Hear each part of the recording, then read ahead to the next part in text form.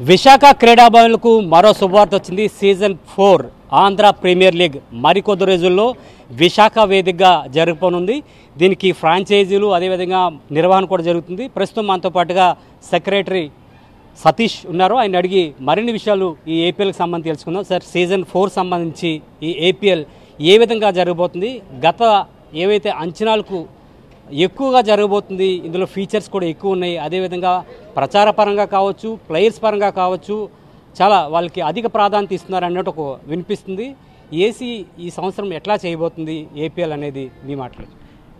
మేము చేసే ఈ సీజన్ 4 ఆంధ్ర ప్రీమియర్ లీగ్ నిజంగా ఒక పండగ వాతావరణం వస్తుంది క్రికెట్ ఆడేవాళ్ళకి, క్రికెట్ ప్రేమికులందరికీ కూడా.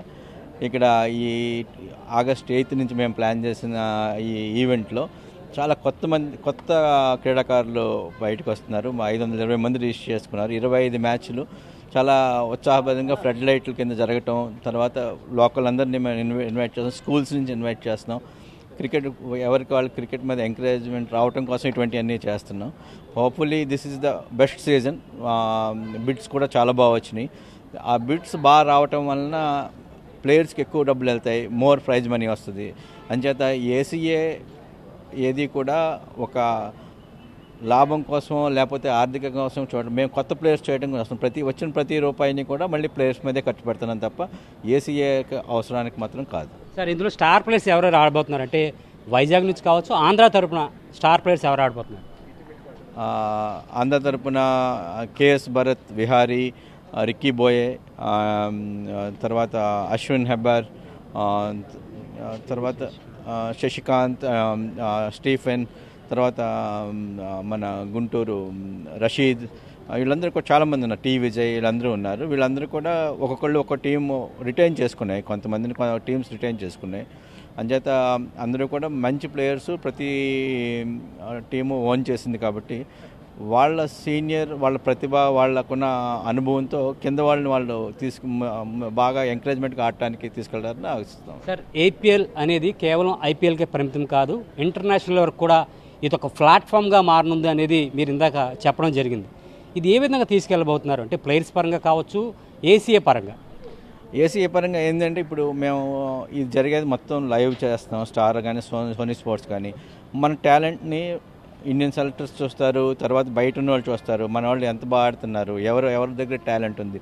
దీనివల్ల అవకాశాలు పెరుగుతాయి. అదే ఏపీఎల్లో చాలా బాగా ఆడిన వాళ్ళకి మనం డైరెక్ట్గా మనకి రంజీ ట్రోఫీ టీంలో రావడానికి ఉంటుంది, దిలీప్ ట్రోఫీ చాలా టీమ్స్లో రావడానికి అవకాశం ఉంటుంది. అంచేత ఇక్కడ టాలెంట్ చేసుకోవడానికి ఇదివరకు జిల్లా మ్యాచ్లు జరిగాయి, జోన్ మ్యాచ్లు జరిగాయి, అన్ని ఏజ్ గ్రూపులు.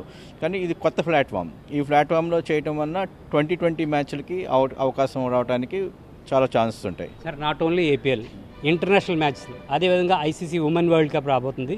How do you feel as a secretary of ACA? చాలా ఆనందంగా ఉందండి. యాక్చువల్గా మా మీద నమ్మకం ఉంచి బీసీసీఐ ఇన్ని మ్యాచ్లు ఈ సంవత్సరం ఇవ్వటం అన్నది చాలా సంతోషంగా ఉంది.